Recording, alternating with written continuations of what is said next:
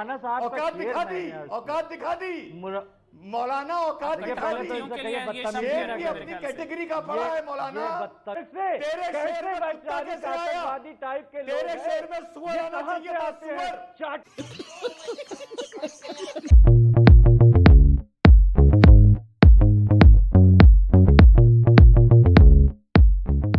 चलो भाई देखो अब मैं क्या करता हूँ। डॉक्टर रिजवान अहमद, एक बार मैं आपका कमेंट ले लूं। डर किस चीज का है? क्या डर क्या है डॉक्टर रिजवान? कि वो मिल लिए, राष्ट्रपिता कह दिया या राष्ट्रऋषि, या ये एकता का डर है कि अगर मिल गए तो सारी दुकानें बंद हो जाएंगी? और इंग्लैंड में बैठा कट्टरपंथी कह रहा है आपस में लड़ो, इनको डर लग रहा है। कलकत्ता मुफ्ती, बोलिए आप डॉक्टर रिजवान अहमद। जी जी जी, शुक्रिया। जय हिंद, वंदे मातरम। जब नुपुर का मैटर था तो मैंने एक बात बोली थी आप ही के डिबेट में, शायद आपको याद हो, कि जो ये ब्लास्फमी होती है या ईश निंदा होती है, ये सिर्फ हमारे लिए हजूर, कुरान या इस्लाम की शान में कुछ अगर बोल दो, सिर्फ वहां तक ये सीमित नहीं है। ईश निंदा हमारे यहाँ वो भी होती है अगर किसी गलत आदमी की तारीफ कर दो। जैसे आप यहूदियों की तारीफ कर दो, जैसे आप आरएसएस की तारीफ कर दो, मोहन भागवत जी की कर दो, नरेंद्र मोदी की कर दो, योगी की कर दो, वो भी ईश निंदा की ही कैटेगरी में आता है इन लोगों के लिए। यही मैं उस दिन समझा रहा था, पता नहीं आपको याद होगा नहीं, इतना आप डिबेट में रहते हैं और मॉडरेट करते हैं। मैंने ये बात 2-3 चैनल्स पर बोली थी। साहब, इन लोगों को गलत पहाड़ा पढ़ा दिया गया है जिंदगी का। 2 into 2 इनको 5 पढ़ा दिया गया है, 2 into 3 इनको 9 पढ़ा दिया गया है। अब ये लोग बस पूरी दुनिया में, आप देखिए हमारी जो आइडेंटिटी है, आइडेंटिटी जो होती है, कुछ यहूदियों की है, कुछ क्रिश्चियंस की है, कुछ सरदारों की है, कुछ पारसियों की है। हमारी आइडेंटिटी जो है ये सूखी दादागिरी बन के ही रह गई है। अब चाहे वो ओसामा करे, चाहे वो बगदादी करे, चाहे वो उदयपुर में गला काटने वाला करे, चाहे वो इनको कोई धमकी देने वाला करे, आइडेंटिटी बस हमारी यही है। और यही हमारा एक चर्चा का विषय रह गया है। जब भी हमारी चर्चा होगी वो किसी मुस्लिम नेशन में या हिंदुस्तान में बहुत कम लगता है कि किसी पॉजिटिव कंट्रीब्यूशन की तरफ से हो। अब इलियासी साहब ने एक पॉजिटिव कंट्रीब्यूशन करने की सोची, ठीक, अब रहा नहीं गया। तो अब भैया 2 गाली, 2 धमकी, बच चले तो पत्थर मार दो, छुरा मार दो, गला काट दो, यही अब हमारी पहचान है। और अभी डिबेट में ये भी बता दूं, पहली बाइट में शुरुआत इसी से होगी कि इलियासी साहब को धमकी गलत दी गई है, लेकिन 30 सेकंड बाद आदमी अपनी हैसियत पर आ जाएगा, अगर मगर लेकिन किंतु परंतु करके कोई ना कोई सफाई या रफू करना शुरू कर देगा।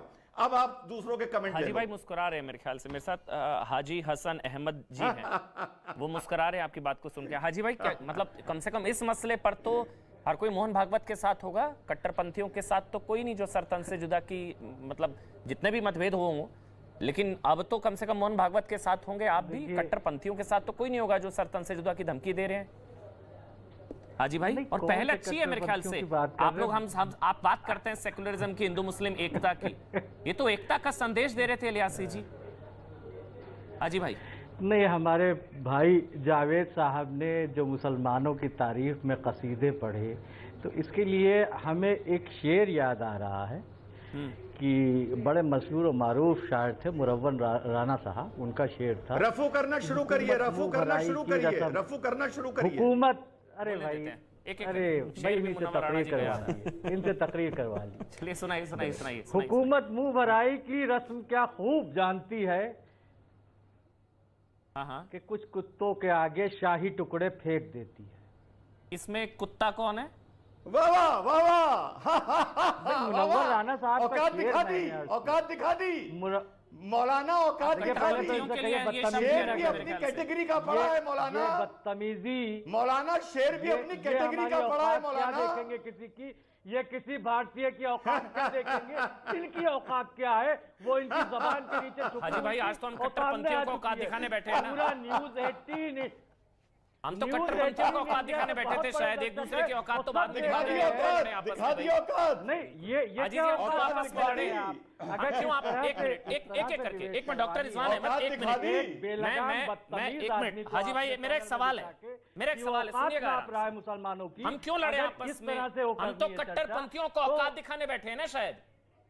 हमें तो मिलकर ये कट्टरपंथियों को कैसे औकात औकात दिखानी है। दिखा रहे हैं? आपने एक बार भी इंटरप्ट नहीं किया। मुझे इस बात पे आपत्ति है न्यूज़ 18 इंडिया पे। तेरे एंकर शहर में चैनल कुत्ता से। कैसे आया? ये कैसे तेरे शहर में कुत्ता वैचारिक कैसे आया? आतंकवादी टाइप के लोग तेरे हैं? शहर में सुअर ये आना कहाँ चाहिए से था, आते हैं? सुअर। चाटुकार। तेरे शहर में कुत्ता कैसे आया? ये सब नहीं कहा कुत्ता बदतमीज ऐसे मौलाना, आराम से ये नहीं, अपनी डिबेट आराम से दाढ़ी का करेंगे भाई, लिहाज कोई कर, अपनी दाढ़ी का लड़ना नहीं है ना भाई, ये डॉक्टर टोपी का रिजवान लिहाज लड़ना कर। नहीं है। बोल रही दो है। कौड़ी के ये आपकी बदतमीज। तरबियत तो बोल रही कट्टरपंथी है। चाहते हैं, यही है आपस में हकीकत। लड़ो, मरो। देखिए कौड़ी ये के है बदतमीज। ये है वैचारिक आतंकवाद। बात की ताकत यही देखिए, है कट्टरपंथी आतंकवाद, बौखलाते हैं। वैचारिक रुकिए आतंकवाद। रुकिए रुकिए एक एक करके हाजी भाई मैं आपके बौखला पास आ रहा गए, हूँ बौखला अब एक गए, एक करके। हाँ आराम से अच्छा मेरे साथ अहमद बोलिए डॉक्टर रिजवान हाजी अहमद। साहब इनसे पूछिए डॉक्टर लियासी साहब का हाँ। स्टैंड मैं पूछ ले। तय करूंगा ना क्या पूछना है। अरे आप इनको थोड़ी चुप ना तय कराइए करेंगे। भाई। डॉक्टर रिजवान जी, अहमद आप बोलिए। अमन भाई, हाँ जी बोलिए आप। अमन भाई, फिर मैं राजीव जी आ अमन रहा हूं। भाई,